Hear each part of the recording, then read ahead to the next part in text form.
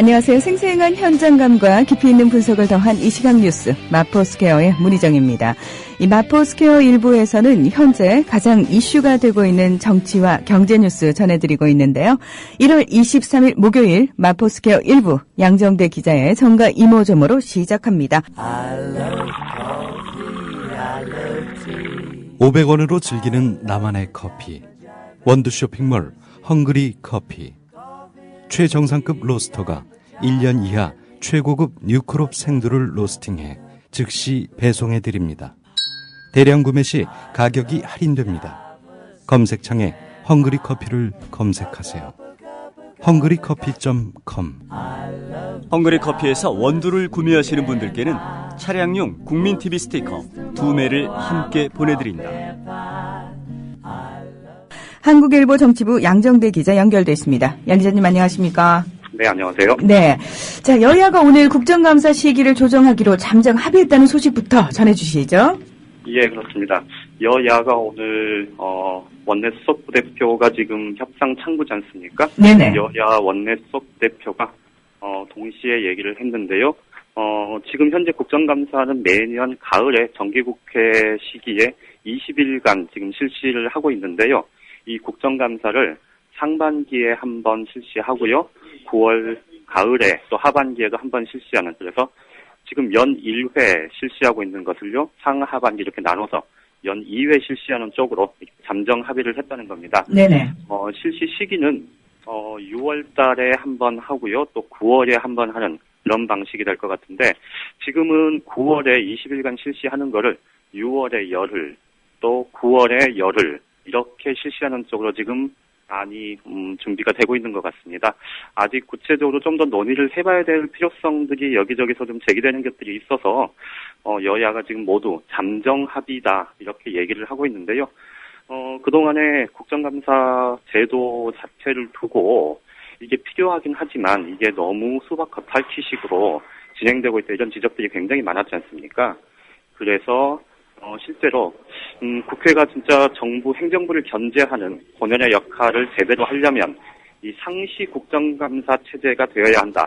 그래서 특정한 시기 정하지 말고 현안들이 있을 때마다 해당 상임위원회에서 국정감사를 상시적으로 할 수 있도록 제도화해야 한다 이런 주문들이 많았었는데요. 네. 일단 여야는 좀 그 부분에 대해서는 어쨌든 아직까지 뭐 그런 정도의 요구에 응하는 것 같지는 않고요. 대신 이제 국정감사 시기를 조금 나누는 쪽으로 그렇게 했는데, 다만 지금 20일간 실시를 해도 워낙 국정감사 대상 기관들이 뭐 600개가 넘어가고 이래서 제대로 못한다 이런 지적들이 많은데, 그렇죠. 이걸 상반기에 열흘 하고 하반기에 열흘 한다. 이게 과연 제대로 될 수 있을지 좀 의문스러운데요. 당초에 여야가 6월, 9월에 열흘씩 하는 걸로 좀 잠정적인 합의가 있었다 뭐 이런 보도들이 계속 나오는데, 이에 대해서 민주당이 오후 들어서 이게 지금 논의를 시작하는 단계라고 보면 된다 이렇게 설명을 하고 나섰는데요. 이게 아무래도 국정감사라는 게 뭐 다들 뭐 아시겠습니다만은 이 야당 입장에서는 그 정부 여당의 특히 이제 행정부를 견제하고 감시하는 뭐 그런 기회로서는 굉장히 좀 잘 활용해야 하는 기회 아닙니까? 그렇죠. 이 점에서 보면 말씀드렸듯이 뭐 6월 달에 열흘, 9월 달에 열흘 이 정도 선으로 합의를 한다면 사실상 좀 야당이 좀 제 역할을 해야 하는 그런 그런 기능을 좀 방기하는 거다, 포기하는 거다 이런 비판들이 나올 수밖에 없는 상황 아니겠습니까? 네네. 아무래도 민주당 쪽에서 좀 뒤늦게 그 부분에 대해서 좀 고민을 하고 있는 것 같습니다. 대체로 지금 국정감사 시기 조정 문제가 또 현실적으로 좀 필요한 측면도 있는데요. 지금 뭐 다들 기억하십니다만은 작년에도 예산안이 새 예산안이 지금 올해 1월 1일 새벽에야 통과가 되지 않았습니까? 네. 이게 근데 이제 법정 처리 시한은 12월 2일로 이렇게 못 박아져 있는데 이 시한을 제대로 지킨 예가 뭐 거의 없을 정도인데요. 그래서 늘 왜 쫓겨서 그냥 어쩔 수 없이 뭐 굴러간다 이런 느낌도 많이 주거든요. 그랬었죠. 그리고 특히나 이제 예산안 허겁지겁 처리를 하다 보니까 심의 과정에서 미처 발견하지 못했던 문제점들이 뒤늦게 드러나고 또 쪽지 예산이나 이런 것들이 뭐 알게 모르게 그냥 국민들 모르는 사이에 자기들끼리 아름아름하는 그런 뭐 일들이 이제 비일비재했던 게 사실인데요. 네네. 그런데 이제 올해부터는 국회 선진화법에 따라서 그 12월 2일 법정 처리 시한이 대체로 지켜지게 됩니다. 그래서 11월 30일까지 예산안을 심의 의결하지 못하면 이게 그 다음 날, 그러니까 12월 1일 날은 본회의에 자동으로 상정이 되게 됩니다. 그러니까 이제 12월 2일 그 처리 시한을 준수하게 될 가능성이 높은데요.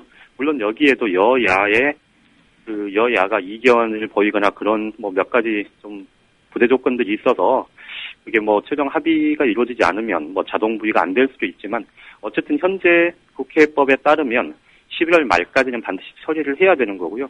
그렇게 하려면 사실은 예산 심의에 좀 더 많은 시간과 노력을 투자해야 되지 않겠습니까? 네. 그러다 보면 국정감사를 조금 비중을 줄이는 그럴 수밖에 없는 뭐 저간의 사정은 분명히 있어 보이는데요. 어쨌든 야당 입장에서는 이 국정감사를 축소한다 이런 비판을 의식하지 않을 수 없어서 여야 간에 최종적으로 국정감사 시기를 조정하고 또 기간을 어떻게 할 건지 이런 부분들은 앞으로 조금 더 논의가 필요할 것 같습니다. 네.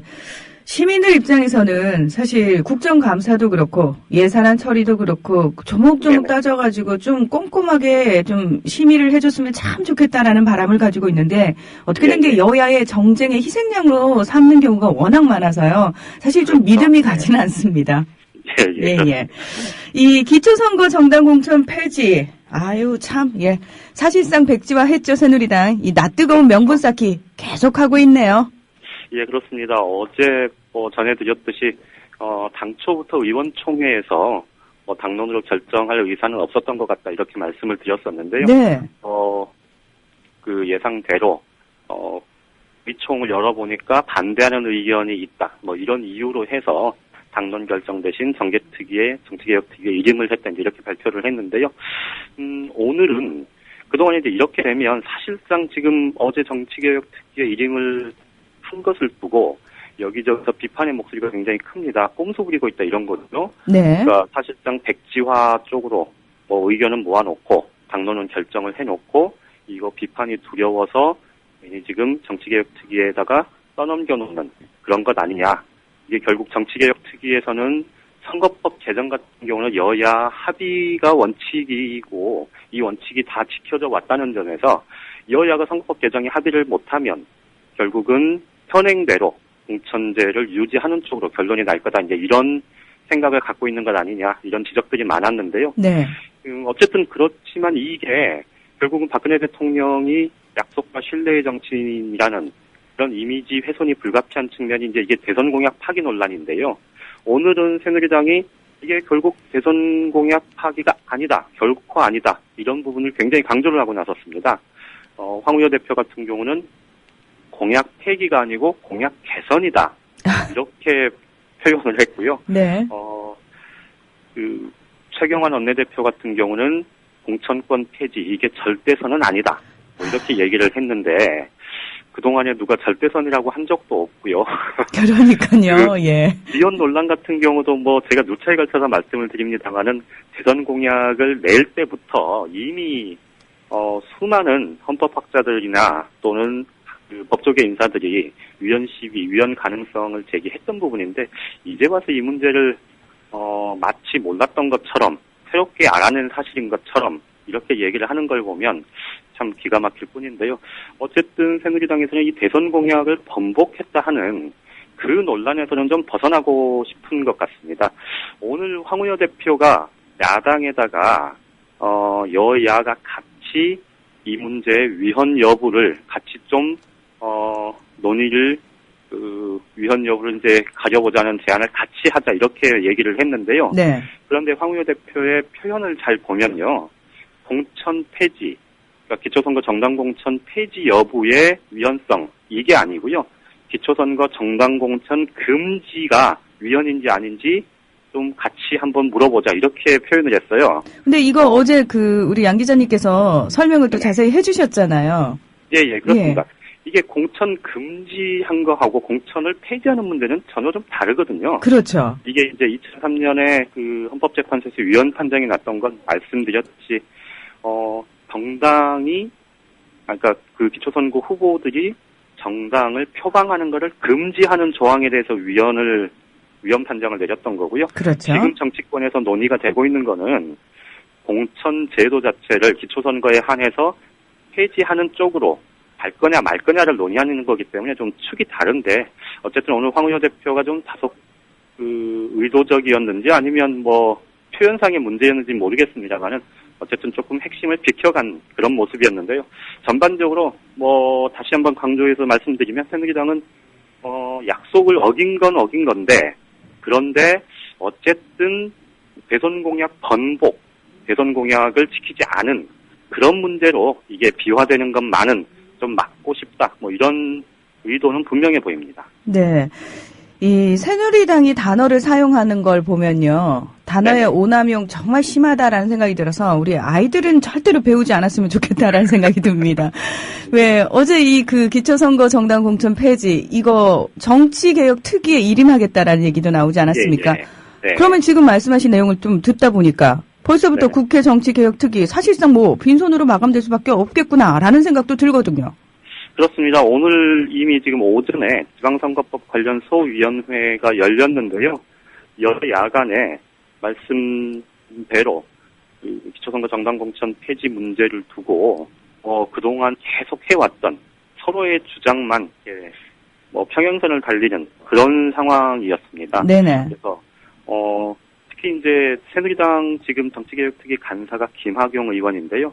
김학용 의원 같은 경우는 수차례 언론 인터뷰를 통해서 당시에는 위헌 여부에 대해서 우리가 잘 몰랐는데 최근에 공청회를 하고 이 전문가들의 의견을 들어보니까 나도 밖에 있을 땐 나도 내가 정치개혁특위 간사를 맡지 않았을 때는 위헌 여부에 대해서 별로 깊이 생각을 안 해봤고 기초선거 정당 공천은 폐지하는 게 맞겠다 이렇게 생각을 했지만, 내가 막상 정치개혁특위 간사를 맡아서 공청회도 해보고 전문가들 얘기도 들어보니까 이거는 폐지하면 안 되겠더라 이런 생각이 든다는 얘기를 정말 아무 거리낌 없이 계속 하고 있거든요. 아이고, 그거는 지금 그분이 하실 말씀이 아니죠. 예.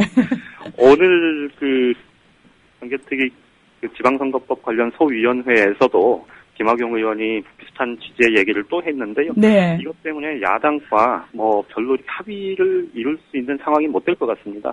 아까 처음에 지적을 하셨듯이 새누리당이 정개특위에 이임을 한다. 이렇게 결론을 낸 거는 결국은 정개특위에서 여야 간의 선거법 관련 부분이 합의가 안 되면 결국은 현행유지 쪽으로 가는 것 아니겠냐. 그렇죠. 이런 이제 해석을 할 수밖에 없는데요. 다만 지금 여야가 어쨌든 1월 말까지도 정개특위 활동 시한이 정해져 있는데요. 이 활동 시한은 아마 2월 임시국회가 지금 2월 28일까지로 지금 잠정 합의가 돼 있는 상태인데요. 2월 말까지 연장될 가능성은 굉장히 높아 보입니다. 어쨌든 지금 당초 이제 새누리당 쪽에서 연장 얘기가 먼저 나왔지 않습니까? 네네. 엊그제 원내 수석 부대표 간 논의 자리에서 민주당도 연장 부분에 대해서 얘기를 했다고 하고요. 지금 새누리당이 그에 대해서는 확답은 하지 않았다고 하는데, 최근 들어서는 새누리당이 이거 괜히 더 시간 끌어봤자 이거 논란만 더 가중되면 결국은 우리가 좀 더 비판을 많이 받지 않겠느냐, 이런 기류가 좀 나오고 있고요. 그래서 새누리당에서는 최근 들어서 정개특위 그냥 1월 말로 끝내자. 대신 우리 나름대로 공천 개혁을 이렇게 하겠다는 안을 1월 말까지 만들어서 국민 앞에 차라리 공표하는 게 낫지 않겠냐, 이런 의견들이 나오고 있거든요. 네네. 이제 그래서 정개특위가 실제로 2월 말까지 연장이 될지 여부는 좀 더 지켜봐야 되겠지만, 대신 아무것도 합의를 하지 못하고 결국 빈손으로 정개특위가 1월 말에 매듭이 지어지면 결국은 새누리당이 또 꼼수 부렸다, 이런 비판도 굉장히 클 수밖에 없기 때문에 새누리당 내에서 일단 새누리당 원내 지도부는 2월 말까지 연장하는 방안에 대해서는 긍정적으로 검토를 하고 있는 것 같습니다.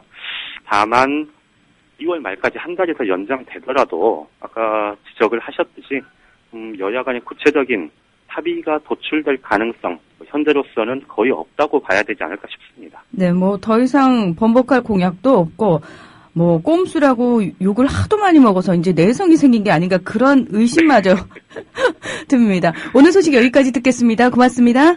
예, 고맙습니다. 네, 한국일보 정치부 양정대 기자와 정가 이모저모 알아봤습니다.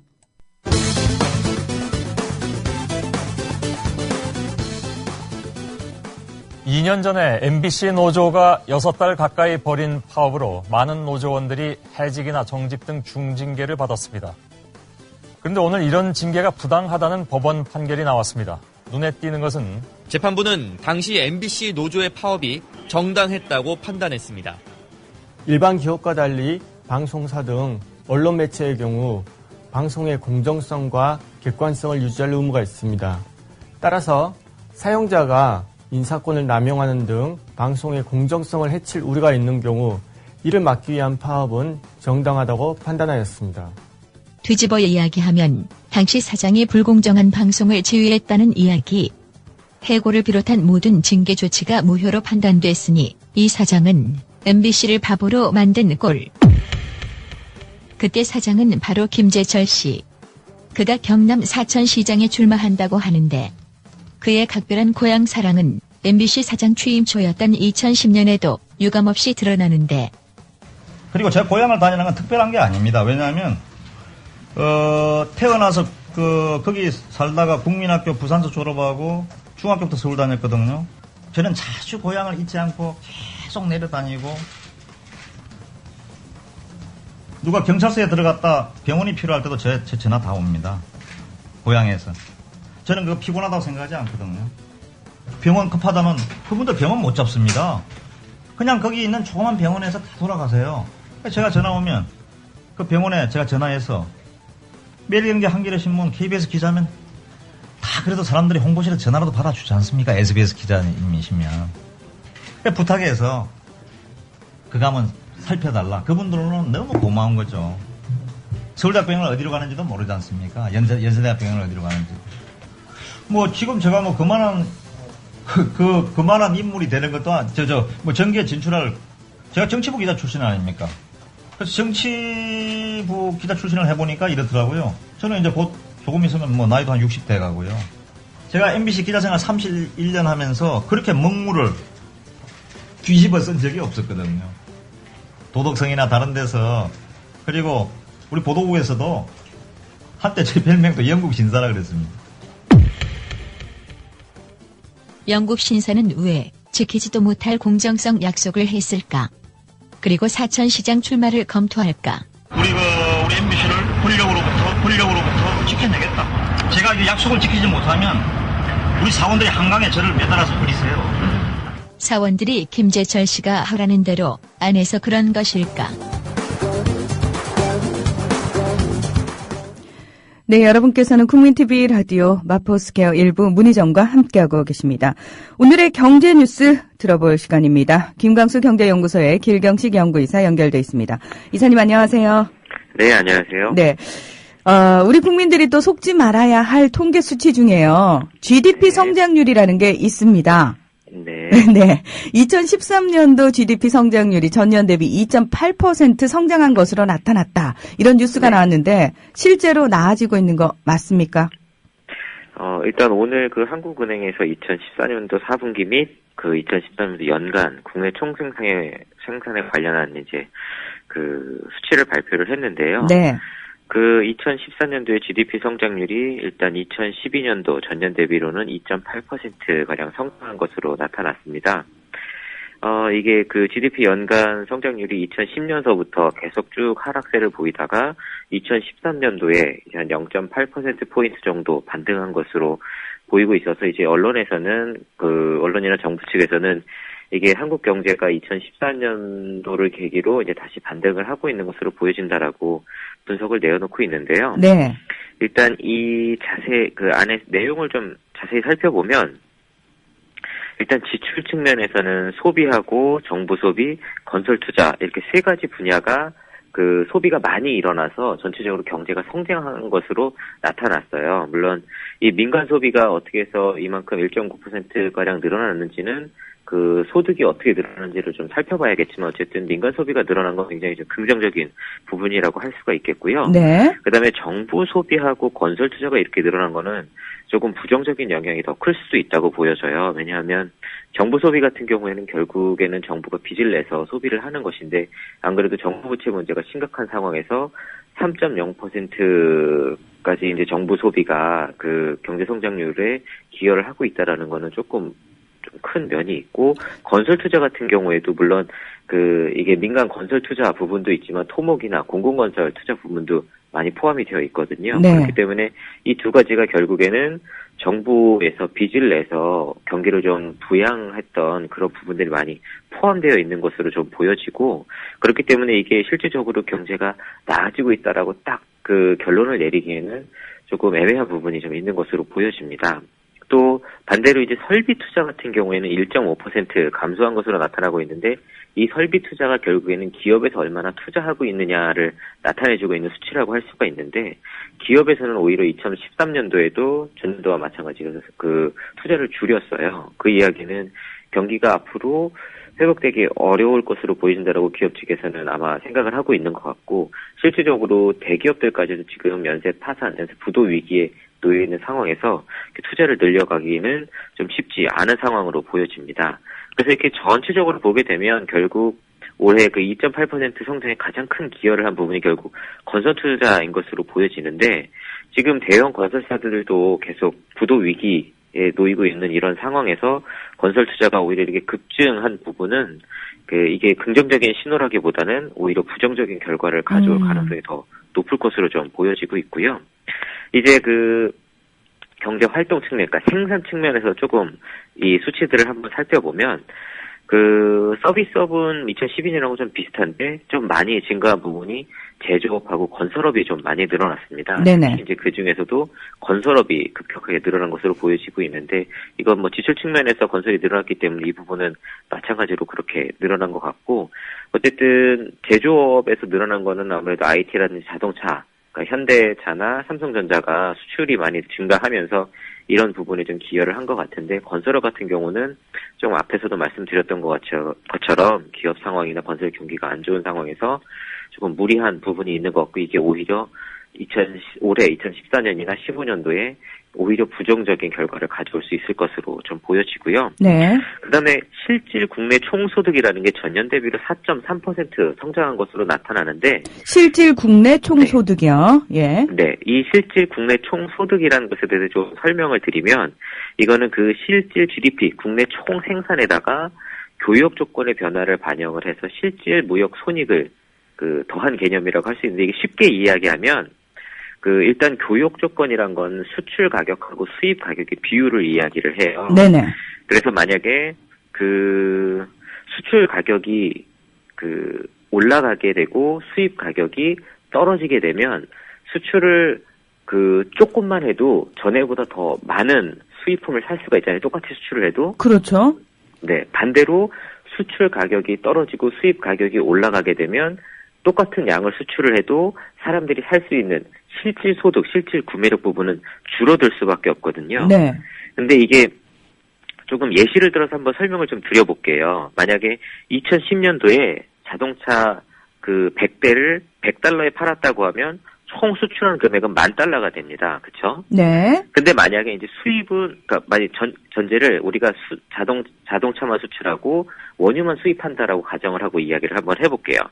그 다음에 만약에 이 $10,000란 돈으로 배럴당 $100 하는 원유를 산다라고 하면 100배럴을 살 수가 있어요. 그렇죠. 근데 그 다음에 만약에 자동차 수출 가격이 $50로 하락하게 되어서 200대를 판매한다라고 하면 명목 GDP는 $10,000로 똑같은데, 이게 실질 GDP로 계산을 하게 되면 $20,000로 실질 GDP가 100% 증가한 걸로 나오게 돼요. 그러니까 실질 GDP란 건 가격이 변화된 부분을 상쇄해서 실제적으로 생산량이 얼마나 늘어났느냐, 가격의 변화는 묶어둔 상태에서 실제로 생산량이 얼마나 변화했느냐를 보는 거기 때문에 이 가격 변화에 대한 영향을 가늠할 수가 없게 되거든요. 네네. 그렇게 되게 되면 이 수출은 늘어났지만 실제적으로 벌어들이는 소득이 동일하기 때문에 일반 국민들의 소득은 변화가 없어요. 네. 근데 실질 GDP는 늘어난 걸로 나오죠. 그래서 실질 GDP만 이렇게 살펴보게 되면 실제로 이게 국민들한테 얼마나 소득에 도움이 됐는지를 알 수가 없기 때문에 그런 부분들을 가늠해 보기 위해서 이 실질 국민 소득이란 거를 별도로 또 계산을 해서 이제 발표를 같이 하고 있어요. 근데 이게 올해 발표한 거를 보면 2012년도에 비해서 2013년도에 이 실질 국민 소득이 4.3% 가량 상승했다라고 나오거든요. 그 얘기는 어쨌든 수치적으로 보면 2012년도에 비해서는 2013년도에 우리 국민들의 실질 구매력, 그러니까 수출해서 그 벌어들인 돈으로 살 수 있는 수입품들이 더 늘어난 것으로 일단 보여져요. 네. 근데 여기에 보면 그 실질 무역 손익이라는 게 있습니다. 이 실질 무역 손익이란 건 뭐냐면 기준 연도를 잡아놓고 그 기준 연도하고 교육 조건이 똑같다라고 하면 올해 벌어들인 수출로 그 얼마만큼 수입을 더 할 수 있는가 혹은 덜 할 수 있는가를 비교를 해보는 거예요. 기준점을 잡아서. 네네. 그래서 이 실질 무역 손실 규모를 보면 올해 50조 원을 넘어선 걸로 나와 있어요. 그러니까 만약에 2010년하고 교육 조건이 동일하다고 하면 올해만큼 수출을 했을 때 50조 원만큼 우리 국민들이 더 소비를 할 수 있는데 그만큼을 못했다는 얘기거든요. 근데 2012년도에는 이 실질 무역 손익 규모가 65조 원 마이너스였었어요.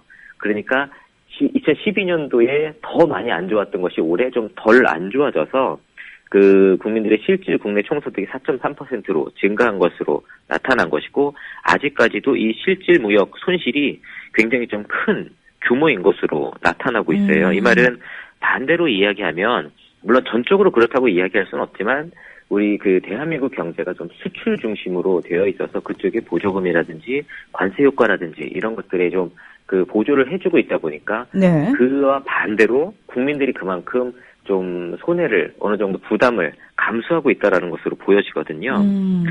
또 이제 어쨌든 이런 부분들은 뭐 어제 오늘의 이야기도 아니고 한두 번 말씀드린 것도 아니고 하지만 어쨌든 그렇다고 하더라도 그게 이제 결과적으로는 국민들의 어떤 경제나 소득에 도움이 될 수 있도록 국가에서 재분배의 문제에서 다시 또 한번 접근을 해볼 필요가 있는데 그런 부분은 이제 뒤로 한 채로 이렇게 GDP 성장률이라든지 수출 금액이라든지 기업의 어떤 그 매출, 역대 뭐 최대 매출 이런 수치에만 중점이 되어 있어서 한국 경제가 문제가 없는 것처럼 그리고 경제가 어려운 소득이 이제 그 정체돼 있고 어려운 국민들은 오히려 이제 열심히 노력하지 않아서 마치 그런 것처럼 이렇게 매도를 해나가는 분위기는 전혀 그렇지가 않고 지금 구조적인 문제가 있고 이런 문제를 해결하는 것이 국가 경제 또 기업, 국민 경제는 뭐 말할 것도 없고요. 어쨌든 그런 부분에서 중요하다는 부분을 좀 알 필요가 있다라고 생각이 됩니다. 네, 알겠습니다. 오늘도 경제브리핑 고맙습니다. 네, 감사합니다. 네, 마포스퀘어 1부는 여기서 마무리하겠습니다.